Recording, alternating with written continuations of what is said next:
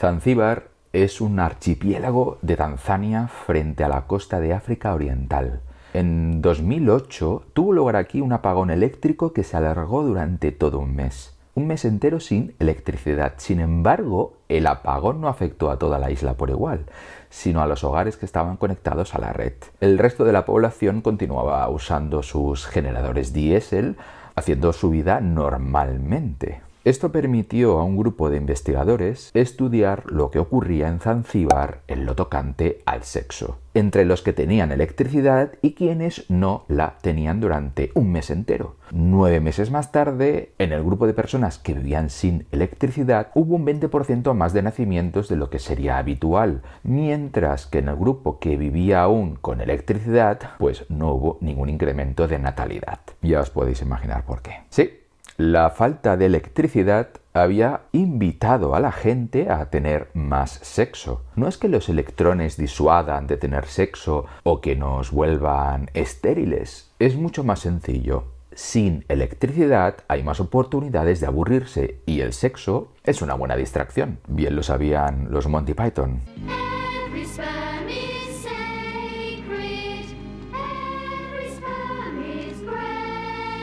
Esta anécdota explica en parte por qué hay cada vez menos nacimientos en el primer mundo, como también la existencia de agua potable. ¿Agua?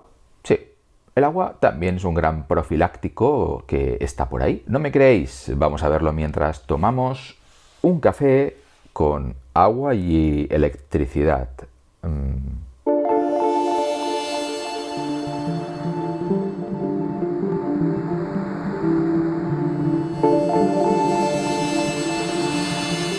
Hace 2 siglos, el economista Thomas Malthus ya lanzó las campanas al vuelo sobre los problemas de la superpoblación. Él resumía el problema en 2 características. 1. El alimento es necesario para la existencia del hombre. 2. La pasión entre sexos es necesaria y se mantendrá casi en su estado actual. Conclusión. El poder de la población es indefinidamente mayor que el poder de la tierra para producir el sustento del hombre. La población, cuando no encuentra obstáculos, aumenta en proporción geométrica. El sustento lo hace solo en proporción aritmética. Basta con saber un poco de números para ver la enormidad del primer poder comparado con el segundo. En 1970, el biólogo Paul Ehrlich, autor del clásico La explosión demográfica, preveía que 75 millones de estadounidenses y 4.000 millones de personas del resto del mundo morirían de hambre en la década de 1980. En 1972, el Club de Roma, un grupo de grandes pensadores de la época, predijo algo muy parecido, aunque para más adelante. En 1980, el economista Julian Simon apostaba que en solo 10 años, 5 metales estratégicos serían cada vez más escasos y, por lo tanto, aumentarían espectacularmente su precio. Todos ellos perdieron sus apuestas. Ha muerto menos gente que nunca, porcentualmente hablando. Hay menos hambre que nunca. Y esos metales no solo no se han agotado, sino que disponemos de más que antes. Esto nos tiene que ayudar a pensar que es muy difícil pronosticar cómo crecerá la población humana, pero sobre todo, cómo podremos enfrentarnos a ese desafío.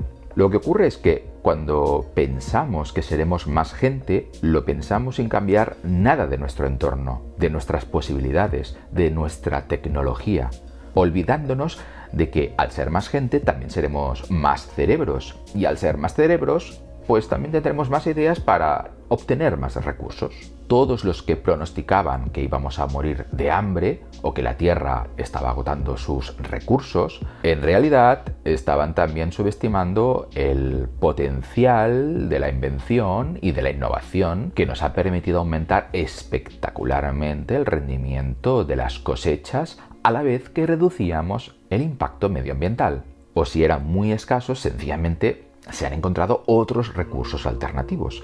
Al fin y al cabo, los recursos solo son átomos combinados de diversas formas entre sí. Hay tantos átomos que casi podemos afirmar que son casi infinitos, pero lo verdaderamente infinito es el número de ideas que podemos tener. Por eso hace apenas 50 años éramos 2.500 millones de personas y ya empezábamos a preocuparnos por la falta de recursos y por la superpoblación. Ahora, 50 años después, hemos triplicado la población mundial y aquí seguimos. En solo medio siglo hemos triplicado el número de personas, pero también el número de cerebros, lo que equivale a decir que las ideas potenciales también han crecido exponencialmente. Sin embargo, la mayor parte de este crecimiento ha tenido lugar en países del tercer mundo y países en vías de desarrollo. En el primer mundo, el crecimiento se ha detenido. De hecho, al ser todos cada vez un poco más ricos, es probable que en el año 2050 empecemos a reducir la población mundial, de los países ricos, pobres y de todo tipo. Sí, parece que a más dinero, menos hijos, lo cual desafía toda lógica. Pero eso es porque no tenemos en cuenta el factor "no tengo nada más excitante que hacer que tener un poco de sexo", unido a la probabilidad de que uno de varios de mis hijos muera antes de alcanzar la mayoría de edad es muy alta. Por eso la electricidad y el agua son como profilácticos o como el bromuro, o como las dos cosas a la vez. Empecemos por la electricidad. La sociedad moderna nos ofrece un amplio abanico de fuentes de entretenimiento, desde la radio y la televisión hasta los videojuegos y las redes sociales. El sexo está bien, sí, pero todo eso también lo está. A veces lo está incluso mejor. Y también permite desahogar el deseo sexual sin tener una pareja a tu lado.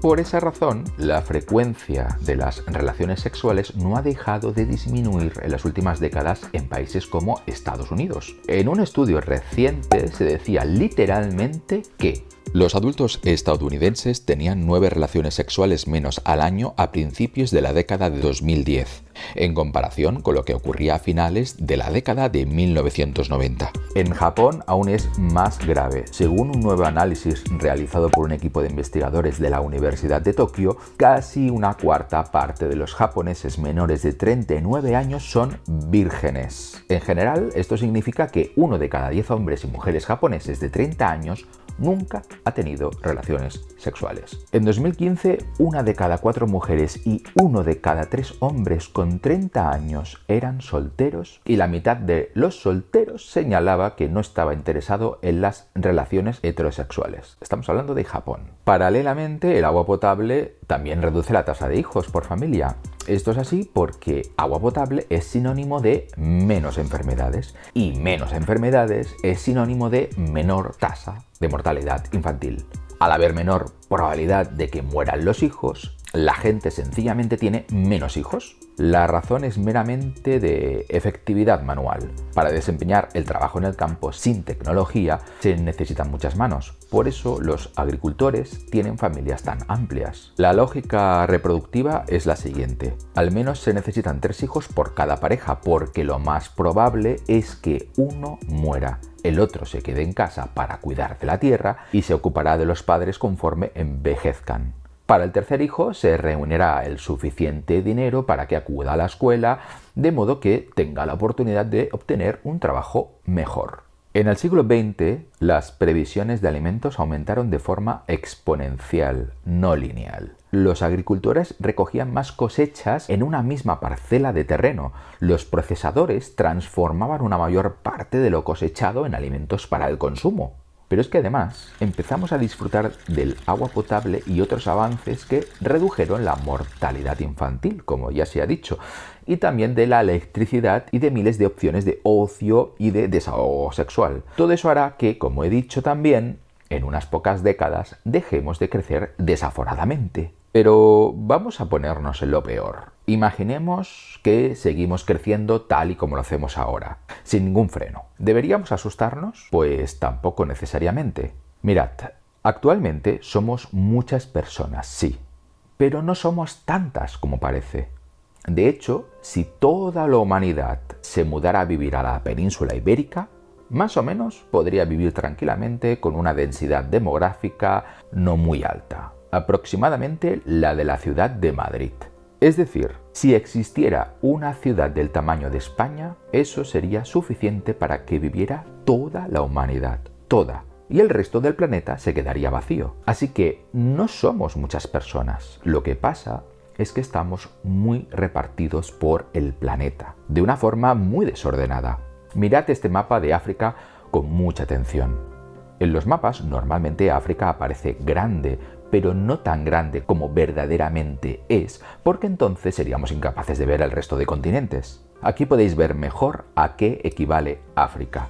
Imaginad todo el espacio que hay solo en África, y encima, ahí dentro, hay todavía 200 millones de hectáreas de tierras agrícolas fértiles que aún están por cultivar y que pronto podremos cultivar a medida que África abandone la pobreza. 200 millones de hectáreas es el equivalente a la superficie de México, toda entera para cultivar. Así que el problema no es el espacio, son los recursos, pero decir que los recursos son escasos o limitados en realidad es no decir mucho. Los recursos solo son cosas a las que podemos recurrir, valga la redundancia, pero no se agotan nunca. Si se agota un recurso, sube el precio. Si sube el precio, buscamos un recurso sustituto o inventamos algo que permita consumir menos cantidad de ese recurso, obteniendo el mismo rendimiento. Sí, los recursos son lo que los economistas llaman bienes rivales. Como los alimentos, los carburantes y las herramientas están hechos de materia y energía, si una persona los usa, no los pueden usar otras personas. Pero las ideas son bienes no rivales y con ideas podemos encontrar nuevos tipos de recursos o multiplicar por 100 o por 1000 un recurso que está escaseando porque hemos diseñado una máquina que lo vuelve más eficiente. O como dice el economista Paul Romer, todas las generaciones han percibido los límites al crecimiento que resultarían de unos recursos finitos y unos efectos secundarios no deseables si no descubrían nuevas fórmulas o ideas. Y todas las generaciones han subestimado el potencial para encontrar nuevas fórmulas e ideas. Ha sido constante la incapacidad de comprender cuántas ideas quedan por descubrir. La dificultad es la misma que tenemos con la combinación. Las posibilidades no suman, se multiplican. Así que, vale, imaginemos que seguimos aumentando de población sin freno. ¿Cómo estaremos dentro de unos 400 años? Bien, pues si el crecimiento de la población sigue la actual tendencia, dentro de 400 años seremos tantos que apenas habrá 100 metros cuadrados de tierra para cada habitante. No suena a demasiado espacio, pero según los cálculos optimistas del economista Colin Clark, todos nosotros podríamos vivir, en teoría, en solo 27 metros cuadrados de tierra por cabeza si tenemos en cuenta las necesidades alimentarias. Clark calculó en los 70 que el mundo podría alimentar 35.000 millones de bocas. Eso sí, estaríamos todos un poco estrechos, a no ser que construyamos mucho verticalmente o que empecemos a explorar el espacio exterior. Por supuesto, nada de todo esto debería justificar que desangremos la Tierra porque ya lo arreglarán otros en el futuro.